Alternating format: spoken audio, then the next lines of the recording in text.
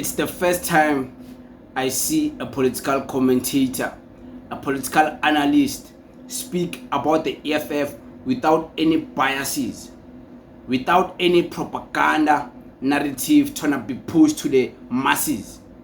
And shout out to this woman, man. I'm gonna play a clip of her dissecting everything that has been happening within the EFF MK party.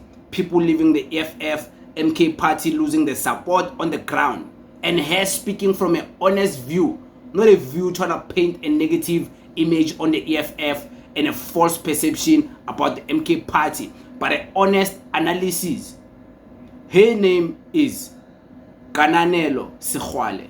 Madam Kananelo Sekgwale was speaking about some powerful stuff, and I'm glad that she was honest, because this is the honest truth she's speaking about. Listen to this.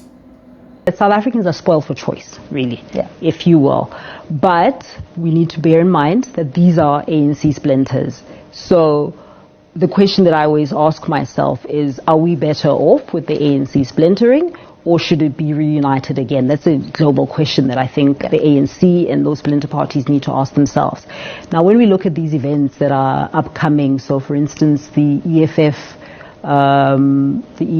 conference that's coming up, the elective conference, it's going to be quite a watershed one, because they've never had so many problems in the past as they have now, in terms of the different issues that are swallowing them up, if you will, such as the MK. But what I find interesting is that the damage is not as huge as it's publicly made out to be, the damage to the EFF by MK.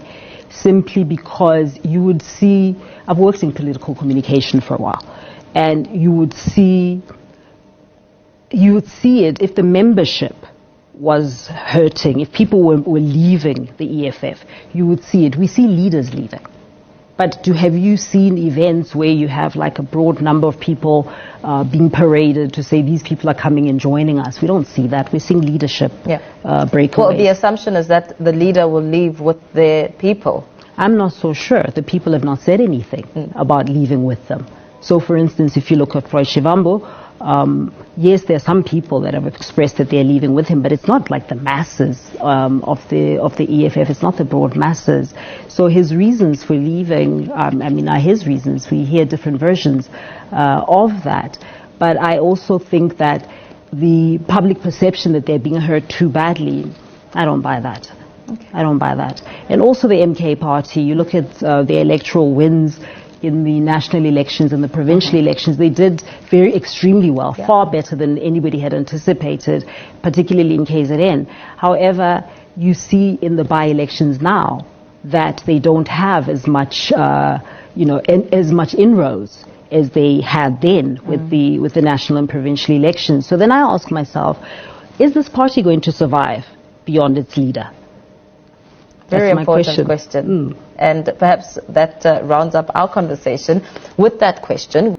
That's her, Madam Kananelo Sekgwale, K Sekgwale, if you want to follow her on Twitter. A very brilliant, smart woman. Oh man, I'm truly amazed that not all political analysts have sold their soul to lie to the masses. What this woman has been talking about, this is true, with scientific proof that can be proven with statistics, real statistics, scientific proof that can be proven with analysis and seeing the world for what it is. Okay, for instance, let's talk about the people who have left the EFF to join the MK party. Their impact. What impact did it have on the EFF? Is it true what the media is saying about the impact, that the impact was so negative that people are losing faith in the EFF? People are not voting anymore for the EFF. People are also going to be leaving the EFF. What I mean about people, I mean the ground forces, the voters of the EFF, the people on the ground. The media is saying there's a mass exodus of leaders, mass exodus of members. But is that true? Is that really true? Do you believe that? Like, what proof do you have to sustain your argument that indeed Floyd Shivambu left and some people are also leaving the EFF following him. Don't tell me about people who were working with him, a few people who he has deployed to work with him. Don't tell me about people who were never EFF members to begin with. And don't tell me about leaders who were always on the background and they were never having any opportunity to be on the leadership front. Like this guy Talimpofu. He was already irrelevant in the EFF leadership and nobody talks about that. He was never the face of the EFF. He was never out there talking, being outspoken for the EFF. He was always like never seen. You would see him like doing other things that like didn't even catch people's attention. He was not influential. He remains not influential. Let's be honest. And I believe his son, Season Pofuwash, is more influential than his father. I believe that. I believe that. So, how many ground forces have you seen leave the EFF in messes and say, we are no more voting for this thing, we are voting for MK Party? Where are the videos of a group of massive people? Okay, let's leave that because there's no scientific proof for you to prove that. And I'm sure you're thinking about it. You're like, actually, he's right. I'm right. This lady is right. We've been telling you there's no any negative impact these people have affected the EFF with. They thought there was something they're not. Let's talk about the MK Party, what she said about the MK Party, in fact, is the one losing the vote on the ground.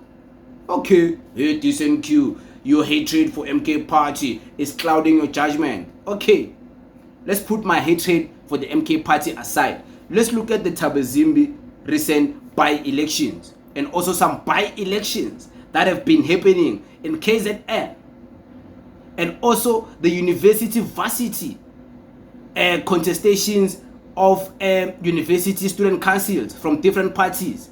Let's look at those. Those are scientific statistics that can be used to talk about this proper.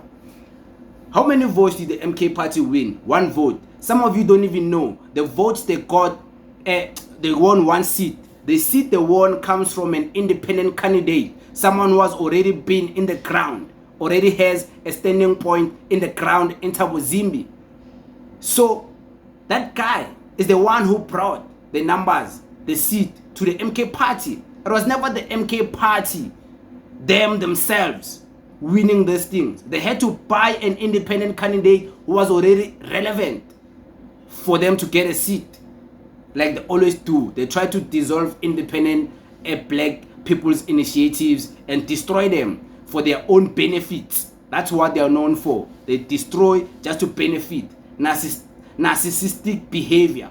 Something I'm gonna talk about. Okay, how you hate. Let's look at the university varsity. Whether everywhere, all universities. How many seats do MK Party win?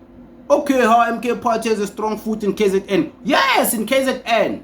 How many seats were they winning? Were they outshining the ANC SASCO? Were they outshining the EFF Student Command? They were not. They were being decimated in real time.